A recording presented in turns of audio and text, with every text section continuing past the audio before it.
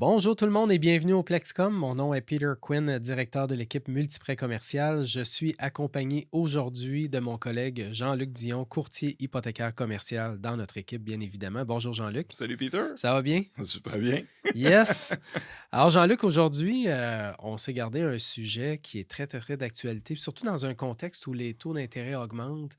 On cherche de plus en plus à améliorer nos rendements au niveau d'un immeuble à revenu. Donc aujourd'hui, on va parler ensemble d'optimisation. On entend quoi exactement par optimisation?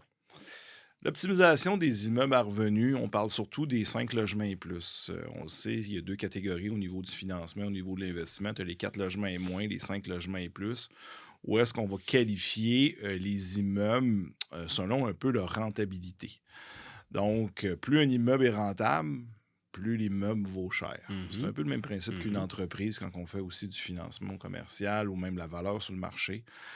Donc, plus la profitabilité va être grande, plus l'immeuble, dans le fond, va avoir une plus grande valeur. Donc, c'est un outil d'investisseur, je te dirais, à succès qui va servir beaucoup à faire ce qu'on appelle l'effet de levier, donc de créer de la valeur avec l'immeuble et par la suite, dans le fond, refinancer l'immeuble, prendre cette équité-là et acheter ou rénover d'autres propriétés afin d'augmenter leur parc immobilier. Alors là, dans le fond, ça veut dire qu'on parle d'augmenter les revenus, mais principalement, on veut augmenter notre revenu net, notre cash flow. Comme une entreprise, évidemment, la valeur, comme tu l'as dit, la valeur d'un immeuble, tout comme la valeur d'une entreprise, est évaluée en fonction de ses cash flows. Donc, en premier, j'imagine qu'on va travailler sur peut-être l'aspect le plus simple, les revenus. C'est le premier réflexe que Tout j'ai. à fait, tout à fait. Qu'est-ce qu'on peut faire pour améliorer les revenus de notre immeuble? Bien, dans le fond, l'équation est simple. Tu as raison, c'est les revenus moins les dépenses. Mm. Que, dans le fond, l'équation est simple, c'est qui est égal à tes profits. Au niveau des revenus, plusieurs choses peuvent être faites. Donc, premièrement, c'est souvent, les gens vont se faire, c'est de ramener les loyers au prix du marché. Comment ils vont le faire? Ils vont le faire à travers des rénovations, vont le faire à partir de l'ajout de services aux locataires. Qu'est-ce qu'on a comme service qu'on voit qui est à la mode? Beaucoup l'Internet, donc qui est inclus. Donc, si un locataire, dans le fond, paye déjà une ligne Internet à 50-70 $ par mois, le propriétaire peut prendre cette ligne-là commerciale que lui va coûter peut-être 70-100 $ par mois, la ligne commerciale, et distribuer ça au niveau de ses locataires. Quand il arrive au niveau de son locataire puis lui dit, écoute, au lieu de payer 70 par mois, mettons que je t'augmente de 35 $, ça te convient-tu? C'est un win-win, les deux sont contents. Et par le fait même, on vient d'augmenter la rentabilité. Le Wi-Fi est une façon de faire, ou la TV qu'on voit dans des immeubles de plus grosse importance, qui va être ajoutée. Souvent dans les immeubles, soit qu'il y a du terrain, soit qu'il y a des sous-sols non adéquats. Donc, qu'est-ce qu'on va faire? C'est qu'on va créer du storage, dans le fond, pour les locataires. Tout le monde a besoin de storage, que ce soit les vélos, que ce soit les choses d'été, divers babioles qu'il peut avoir. Donc, un frais va être chargé en extra pour le bien qui va être entreposé. Ça peut être un 25, un 50 $, c'est ce qu'on appelle les fameux lockers qui vont être faits. Ça peut être des remises à l'extérieur qui vont être ajoutées sur les terrains qui vont être divisés sous forme de lockers aussi. Fait que dans le fond, si je suis propriétaire d'un immeuble sur lequel, dans la cour, j'ai du terrain excédentaire, pas assez grand pour construire, mais assez grand pour installer des petites remises, avec un permis de la ville, je pourrais offrir ce genre de service-là à Tout mes à fait. clients, à mes locataires, facturer un 25-50 $ par mois. Puis en même temps, comme propriétaire, ça me permet de sauver mes aires communs parce que là, mes locataires vont pas se promener avec leur vélo dans les aires communs puis tout briser les murs, là. C'est un autre désavantage, effectivement. Effectivement. L'entreposage, je te donne un exemple sur un de mes immeubles qui est situé sur le bord de l'eau. Un de mes locataires a la bonne idée, écoute, on pourrait-tu ajouter un quai? Ben oui, on ajoute un quai, on voudrait mettre nos petites embarcations, kayak, quai, ben parfait, mais il y a un frais supplémentaire. Ouais. Une année, un de mes amis donne son cabanon. J'avais déjà un cabanon sur le terrain, mais j'avais un cabanon qui ne servait pas, qui se débarrassait. Fait qu'on a fait transporter le cabanon. On a installé un deuxième cabanon sur le terrain. Puis, tout de suite, je voulais m'en servir pour moi-même, mais le locataire a décidé, écoute, je peux-tu te louer 100-125 $ par mois pour mes produits de ménage, parce que lui avait une business Ouais. d'entreposage. C'est tous des revenus qui vont être créés Mmh. au fur et à mesure de ça. Qu'est-ce qu'il y a d'autre? Ben, tu as les buanderies, hein, les fameuses Ouais. buanderies, donc communes, qui peuvent servir dans le fond, où est-ce que les gens, dans le fond, vont faire leur lessive. Les buanderies sont là aussi. On a les stationnements Ouais. aussi, dans le fond. Moi, chez nous, dans mon parc immobilier, aussitôt qu'il y a un deuxième stationnement pour le Mmh. couple ou un Mmh. deuxième véhicule, ben, ça va être un 25, un 50 dépendamment de l'endroit. On va être conscient un stationnement à Montréal vaut beaucoup plus cher Oui, qu'un puis stationnement en banlieue. comme propriétaire, tu dois le faire déneiger, ce parking-là, donc c'est logique que le locataire paye pour en profiter aussi, Tout là. à fait, tout à fait. Fait que c'est tous des services qui peuvent être ajoutés. Là, on rentre aussi des fois dans un peu plus créatif, où est-ce qu'on va commencer à voir certains propriétaires d'immeubles neufs offrir des services de ménage à Mhm. leurs locataires. Donc, plus d'inclusion, plus de services Ouais. à l'intérieur. Les grosses tours à logement vont inclure des gyms ou d'autres Mhm. services qui vont, dans le fond, être inclus dans le logement, mais tout ça pour permettre, bien sûr, une plus grande rentabilité. Donc, c'est des choses qui vont être ajoutées. On voit dans certains immeubles même des antennes cellulaires, parce Ouais. que les compagnies, dans le fond de cellulaire, veulent installer à certains endroits Mhm. stratégiques. Et il y a une location qui est payée sur des bails de 10 ans, 20 ans, Ouais. une location de l'endroit pour ça. Donc, c'est tous des revenus, tout ce qui est à votre imagination qui peut servir de service Mm. par rapport à vos locataires peuvent être créés. À ce moment-là, vous augmentez la rentabilité de votre immeuble. J'ai même vu des immeubles qui offraient des services de machines distributrices, chips, Coke, name it. Évidemment, comme propriétaire, quand tu installes ça, ben, il faut que tu es rempli, il faut que tu t'en occupes, là. C'est encore drôle. Il y en a Mais certains qui peuvent être venus avec des services, puis tu reçois oui, seulement une redevance. absolument. Mais malgré tout, ça reste quand même une source de profit en bout de Tout ligne. à fait. Je ne sais pas à quel point une institution financière va reconnaître ce type de revenu-là tout le temps. On sait que le Wi-Fi va être reconnu, la buanderie, les stationnements, l'entreposage, ça va bien. Quand on commence à être un peu plus créatif dans les sources de revenus, le ménage, je ne suis pas sûr, c'est reconnu encore pour l'instant, les machines distributrices non plus, mais ça reste que comme propriétaire, ça rapporte des revenus supplémentaires.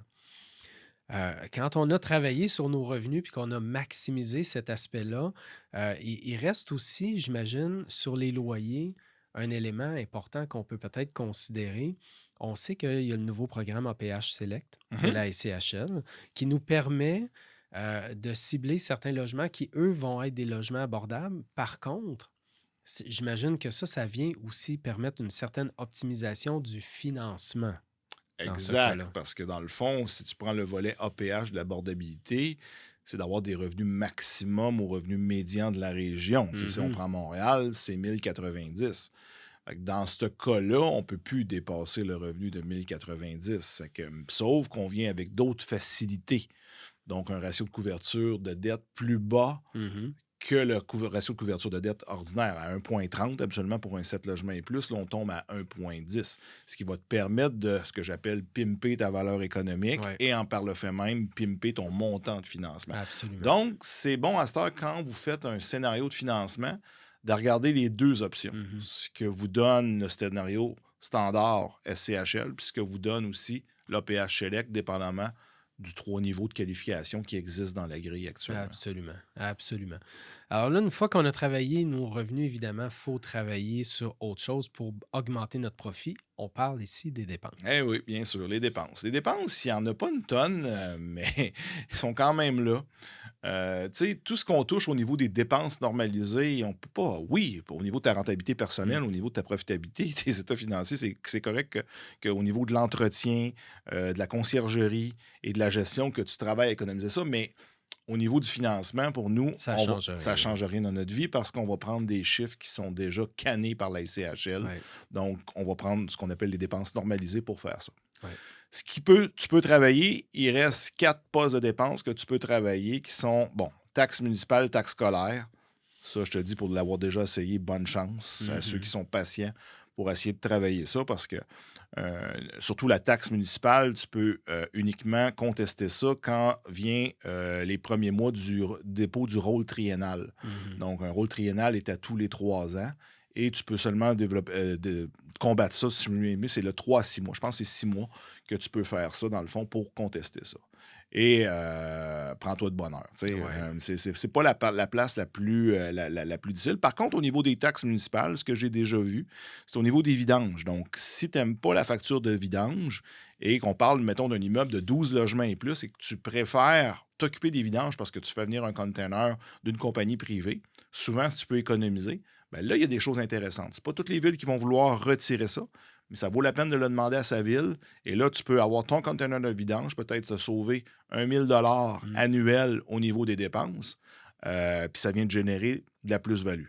On pourra parler tantôt de certaines règles du pouce qui existent à calculer de combien on améliore ça, mais ça peut être un fait.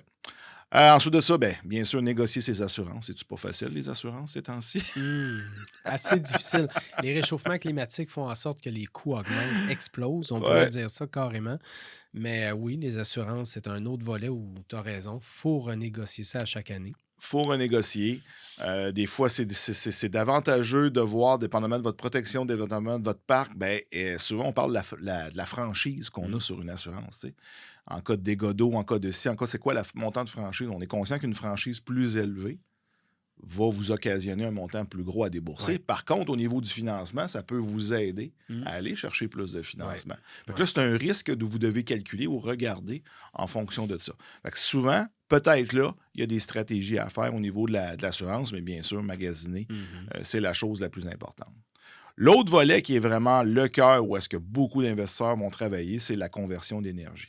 Ouais. Donc, je vous dirais qu'au niveau de la conversion d'énergie, quand on réussit à transférer l'énergie que paye le propriétaire vers le locataire, bien entendu, ça vient augmenter votre profitabilité. Ça, c'est des choses qu'on voit régulièrement. Il y a beaucoup de conversions qui s'est faites. Surtout les immeubles il y en a de moins en moins, mais qui étaient à l'huile, où est-ce que là, l'énergie fossile est très, très, très dispendieuse, il y a une économie importante. Les gens me posent souvent des fois, puis c'est un de mes anciens domaines, l'efficacité énergétique, ça vaut-tu la peine?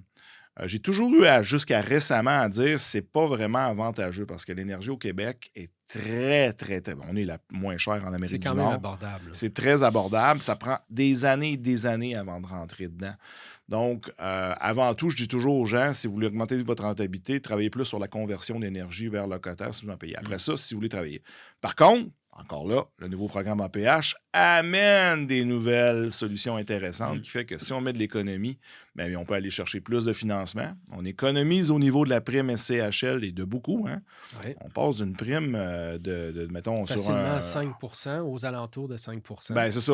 Dépendamment de l'amortissement, on va être autour de 5 Et si vous allez chercher le dernier plateau de la grille APH, on tombe à 1 Absolument. Donc une économie de 4 au niveau de la prime SCHL. Sur un prêt d'1 million, c'est 40 000 exactement. Fait que là, tu peux en faire de l'efficacité énergétique. Fait que j'aime ce nouveau volet-là. Je trouve qu'enfin, ils ont créé quelque chose d'intéressant pour intéresser encore plus les Québécois à faire de l'efficacité énergétique qui devient rentable avec les années. Par contre, en efficacité énergétique, c'est pas tout de juste dire, par exemple, demain matin, je remplace les fenêtres ou j'isole. Ça prend aussi un ingénieur qui va nous confirmer qu'on a atteint un minimum de standard. Tu as tout à fait raison, Peter. Ingénieur ou architecte, mais c'est souvent les ingénieurs qui vont faire ce type de travail-là, effectivement, de nous corroborer qu'est-ce qui était la consommation d'énergie avant, qu'est-ce qui est la consommation d'énergie suite aux travaux après, et est-ce qu'on a atteint le pourcentage requis demandé par la SCHL. Puis, dépendamment si vous faites une nouvelle construction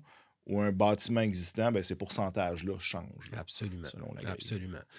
Donc là, on a un beau plan d'optimisation. On sait qu'on veut acquérir un immeuble ou transformer un immeuble. On sait sur quoi on veut travailler. Est-ce que ça se finance, un projet d'optimisation? Oui. Avant que je tombe dans le domaine du financement, je pensais même pour mes propres projets que ça se faisait pas. Il fallait juste passer par un prêteur privé. Ouais. Et non, on peut passer par des institutions financières qui vont faire ça. Et à ma grande surprise, dans le fond, on peut même faire des immeubles qui pourraient être vacants à l'achat. On sait qu'un immeuble actuellement est acheté 5 logements et plus toujours, selon sa valeur économique et les locataires qui l'occupent. Sauf qu'on va être capable de financer selon la valeur marché actuelle, pas la valeur de marchande projetée avec l'optimisation. Combien on va pouvoir avoir, dans le fond, de financement à l'achat. Fait que ça se finance à 75 % de la valeur marchande ou la valeur économique. Donc, dans le fond, je vais avoir quoi? 75 de ma valeur aujourd'hui à l'achat, plus 75 de mes travaux, sans dépasser 75 du plus petit entre la valeur marchande future ou la valeur Ah ouais, économique. tu l'as résumé vite, mais effectivement, fait que c'est ce qu'il faut dire. Fait que, mettons qu'on fait un Ouais, exemple. OK? ouais, On achète un immeuble, mettons, prenons ça facile, 1 million. OK? ouais. Et sa valeur économique tombe à 1 million. Donc, je vais avoir un prêt de 750 000. Sachant que vous avez 500 000 de travaux à mettre, Mhm. donc le coût total du projet est 1,5 million. Mm. OK. Donc, si on calcule, nous autres, là, je prends des chiffres vraiment rough, la valeur économique future devient à 2 millions, donc on a doublé, pas doublé nécessairement parce qu'on a payé 1,5, mais on a doublé la valeur d'achat. Ouais. Donc, on peut calculer, dans le fond, en fonction de ça, si notre valeur économique est supérieure, dans ce cas-ci 2 millions, alors que notre coût total est 1,5, on pourrait, dans certains cas, financer jusqu'à 100 des travaux seulement. OK, Donc, le quand 500 même. 000 deviendrait. Tu aurais toujours ta mise de fonds de 250 000 à mettre sur l'exemple de 1 million, Ouais.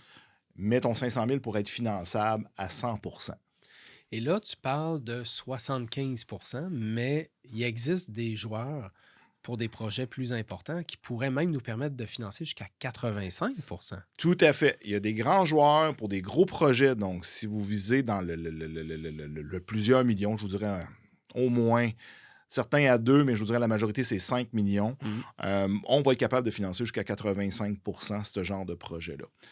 C'est des projets qui vont se faire en passant à taux variable. Donc, ça va être dépendamment des situations, dépendamment des prêteurs. Ça va être le taux prime. Taux prime actuellement qui est en date en date d'aujourd'hui, de 3,7 on est quelle date aujourd'hui? Ah, on est déjà le 22 22 juin, puis juin. on attend au mois de juillet l'augmentation de ce taux-là C'est ça. encore J'aime par le la Banque du prononcer parce que Canada, des là. fois, les gens vont réécouter plus tard. Fait que, Évidemment. c'est pour ça. Donc, 3,7 plus on va rajouter 1,5 ou 2, ou ça peut aller jusqu'à 2,60 à peu près qu'on va rajouter. Fait que ça veut dire que pendant que votre projet d'optimisation, vous allez payer un taux d'intérêt, mettons qu'on dit c'est prime plus 2, de 5,7 actuellement, qui serait aujourd'hui variable.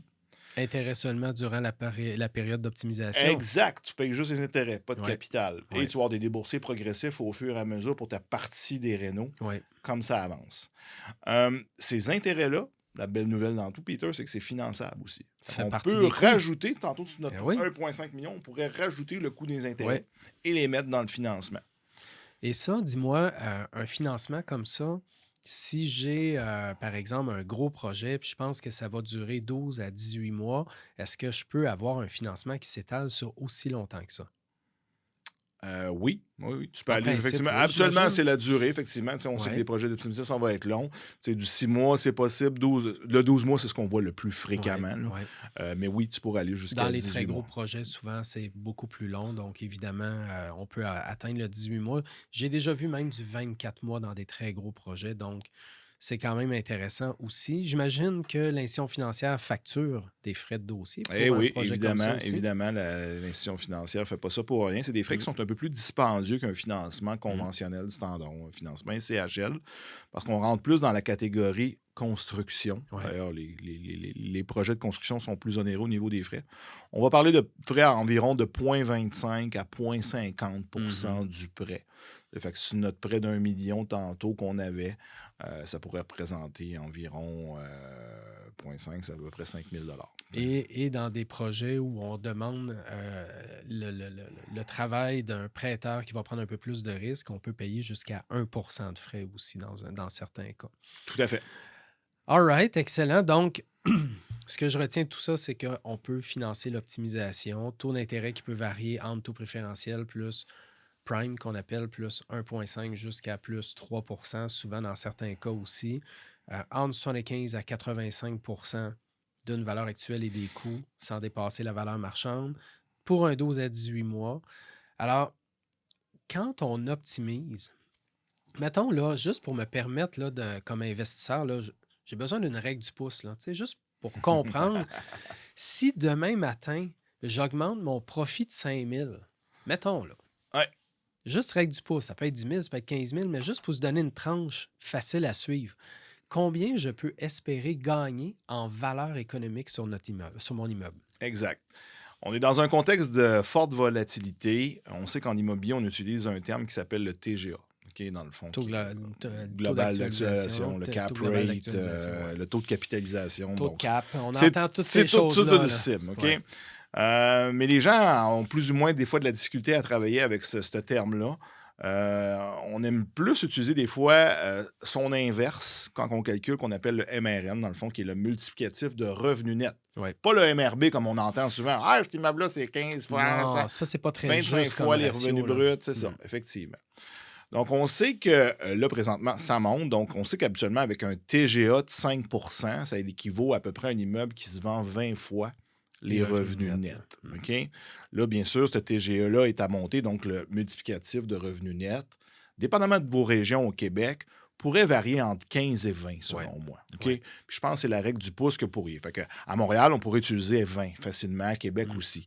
Mais à Trois-Rivières ou à Shawinigan, j'utiliserais plus, ou à Sherbrooke, j'utiliserais plus un ratio de 15, 16, 17 ou 18. Ouais. Ça change. Gardez pas ça comme ça, mais ça vous donne quand même une règle du pouce pour le faire. Juste pour m'aider à déterminer, règle du pouce, tu parles de 20 Ouais, fois en les génie, revenus on dit nets, souvent là. ça. Effectivement, 20 fois les revenus nets. Fait que pour donner ton exemple, dans le fond, si tu augmentes ton immeuble à Montréal, donc mettons, ton 8 logements, tu as réussi à créer 5 000 $ de profit. Ouais. Ça veut dire pas de revenus. OK? Fait que ça peut être 5 000 Revenus de revenus. nets, là. Tu peux avoir coupé les dépenses de 5 000 aussi. Tu as peut-être fait Ouais. moitié-moitié. Tu as peut-être augmenté tes revenus de 2 500 puis tu as diminué tes dépenses de 2 500.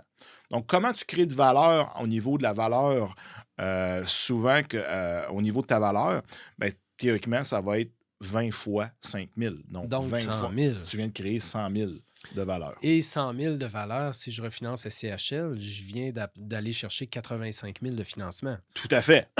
Tout à fait. En autant que ton 100 000 de valeur, si tu as créé 100 000 de valeur marchande, puis c'est un 100 000 de valeur économique, des fois, ce 100 000-là n'est pas tout à fait égal selon le taux du jour, l'amortissement que tu prends, la banque que tu choisis. Mais mettons qu'on prend un exemple simple pour les gens qui nous écoutent.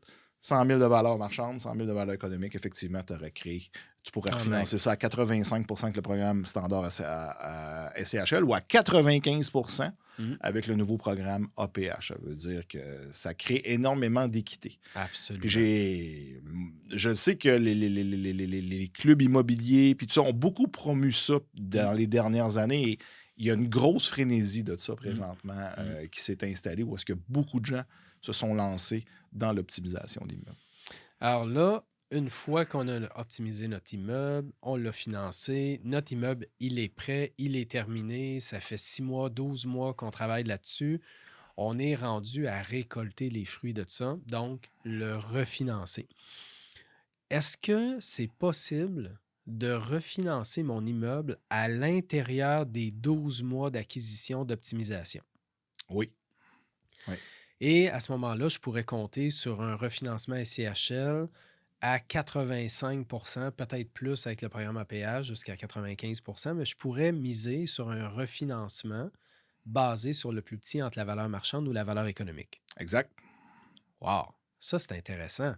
Fait que là, on parlait de 5 000 de revenus nets, 100 000 de valeur, mais si je gagne 50 000 de revenus nets, c'est 1 million de valeur. Parfois, on fait juste travailler ses revenus sans trop investir monétairement et je peux finir par avoir un immeuble qui va me rapporter de l'argent au final. Oui, sauf que tu n'oublies pas que la SCHL a mis en 2020 des règles de retrait d'équité. Donc, tu ne peux pas partir avec ça, t'en aller dans le sud ou t'acheter le plus beau bateau de tes rêves pour prendre l'argent. Donc, ou en vivre même, parce que les gens pourraient dire, je me prends l'équité puis je vis là-dessus. Ouais. Donc, les règles de retrait d'équité, ben, il y en a 3. Au niveau de la SCHL, il faut que ça serve à acheter un immeuble de 2 logements et plus. Il faut que ça serve à racheter un partenaire ou faire des rénovations dans ton immeuble ou le parc de ton parc immobilier. Ou construire, évidemment, un nouvel immeuble. Exact. OK, parfait.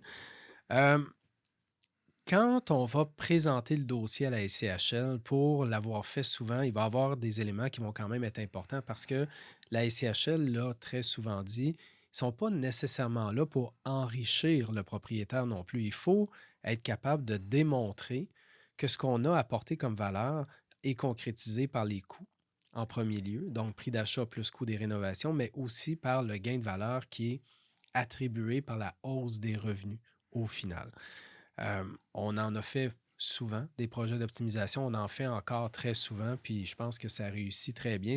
C'est une de nos marques de commerce chez Multiprêt Oui, Commercial. tout à fait, on en fait beaucoup. Euh, le programme APH Select, j'imagine que ça va apporter un gros plus parce que là, on peut aller au-delà du 40 ans d'amortissement. Qu'est-ce qu'on va gagner de plus au niveau amortissement, pourcentage de financement, valeur? Qu'est-ce que ça peut nous apporter rapidement? Ben, comme je disais tantôt, APH, tu peux aller jusqu'à 95 même dans un dossier d'optimisation. L'amortissement, encore là, 50 ans. Donc, Mhm, si la durée de vie économique de l'immeuble nous le permet, mhm. tu sais, quelqu'un qui achète un immeuble de 1912 puis qui a juste fait peinturer l'immeuble, c'est de fortes chances que On je n'ai n'aura pas pas ça, accès là. aux 50 ans. Tu Ouais, sais. Je peux même être limité à 30, 35, ouais, puis dans les meilleures des chances, 40. Tu sais. Donc, ça, des fois, il faut faire attention parce que la SCHL va regarder ce que vous avez fait comme rénovation, tu sais, ouais, qui permet l'amélioration de la durée de vie de absolument. l'immeuble. Donc, oui, on va pouvoir aller jusqu'à 50 ans, ratio de couverture de dette à 1,10 au lieu du Mhm. 1,30 utilisé souvent pour les 7 logements et plus. Et jusqu'à 95 de Oui, financement, tout à fait. quand c'est possible, évidemment, avec le ratio de Tout couverture de à dette. fait. Dernier point en optimisation, je pense qu'il faut faire attention aussi à l'image qu'on projette comme propriétaire. C'est très On important, ça. entend beaucoup parler de rénoviction dans les journaux, là. Donc, je pense qu'évidemment, l'impact médiatique que ça provoque, il faut le gérer correctement. Tu en as fait de l'optimisation au niveau de tes immeubles. Comment tu gères ça avec tes locataires? C'est super important. D'expulser un locataire pour faire des rénovations, ça, premièrement, au niveau moral, c'est pas adéquat quand la personne reste Mm. là. Puis c'est contre son gré de partir. Oui, il peut avoir un montant forfaitaire de faire, mais ça n'a pas nécessairement bonne presse. On l'a vu Mhm. beaucoup dans les derniers Ouais, mois. ouais. Puis les prêteurs sont rendus très, très, très, très chauds à ça. Mm. Autant la SCHL, on a eu plusieurs commentaires revenant qui allaient peut-être avoir des changements par rapport à ça. Tu sais, on parle d'optimisation en dedans de 12 mois. Là, à la SCHL, oui, on est correct encore, mais Mm. peut-être qu'on n'aura plus le choix d'attendre à cause que ça fait trop mauvaise presse de Ouais. faire ce genre d'expulsion rapide de locataires-là. Je fais mes rénaux, je reloue ça Mm. plus cher. Très mauvais. Ce que je recommande plus, c'est de travailler avec vos locataires. Donc, travailler avec vos locataires, regardez ce qu'ils ont besoin, regardez ce qu'ils voulaient qu'ils soient améliorés comme Mm. service avec eux. Les gens sont compréhensifs, ils veulent tous améliorer leur confort. Puis, pour ma part, c'est toujours comme ça qu'on a réussi à gagner avec les locataires parce qu'on vient leur expliquer les plus et les contre Ouais. par rapport à l'immeuble, par rapport à l'amélioration Mm. de ce qui doit être fait. Et bien sûr, on vient ajouter des services. Un exemple souvent simple, il fait de plus en plus chaud au Québec. Mm. Là. L'air climatisé, là. Si vous saviez le nombre de personnes qui veulent avoir l'air climatisé, mais Ouais, tant qu'à faire l'air climatisé, installe une thermopompe murale. ouais. Donc, c'est pas si dispendieux que ça. Les locataires sont contents, sont prêts à payer beaucoup Mm. plus cher pour avoir ça. Ils vont économiser sur leur facture d'énergie. Mhm. Vous venez de rajouter un critère qui est essentiel au programme APH parce que vous venez d'améliorer l'efficacité énergétique du bâtiment. Mm. Fait que ça, c'est super important. Tu sais. Fait que ça, c'est juste un truc que je donne parmi d'autres. Mais travaillez plus avec vos locataires que travailler contre vos locataires. Travail d'équipe, évidemment. Alors, merci beaucoup, Jean-Luc. Merci tout le monde. Merci d'avoir assisté au podcast Plexcom. Alors, à bientôt.